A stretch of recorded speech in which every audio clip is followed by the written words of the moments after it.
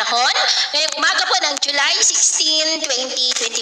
Sa ngayon po ay dalawang weather system ang nakakaapekto po ngayon dito sa ating bansa. Habagat ang nasa kanluran at trough ng potensyal na bagyong Krising ang nandyan po sa silangan.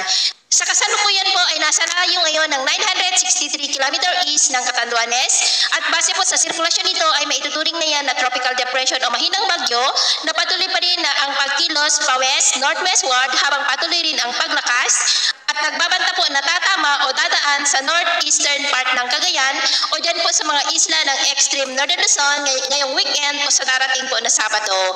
At sa ating long range forecast, maliban kay bagyong Krising ay posible pa rin ang pamumuo ng mga sama ng panahon. Diyan naman po sa may bandang taas pa rin ng ating bansa sa susunod pa ng mga araw na magpapatuloy na hahatak ng habagat hanggang sa huling linggo po ng buwan na ito. At sa lagay ng ating panahon, ngayong madaling araw ay may mga isolated rain sa malaking bahagi ng Visayas, Caraga, Cagayan de Oro, Sulu Archipelago, Lanao del Norte, Bicol Region, ilang bahagi ng Palawan.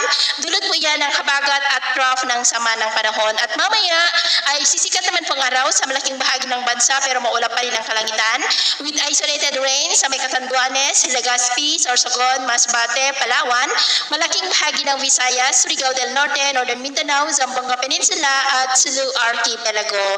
At mamayang hapon, mas maraming lugar ulit ang makakaranas ng mas maulap na kalangitan with isolated rains, lalo na po sa malaking bahagi ng Luzon, Mindanao at Negros. Kaya mag-ingat po tayo dahil posible pa rin ang mga banta po ng mga pagbaha at pagguho ng lupa. Sa atin naman pong mga baybayin, wala naman po tayong nakataas na namang gale warning signals, pero iba yung pag-ingat lamang po kung papalaot tayo para po mas makaiwas sa mga sakunang pangkaragatan.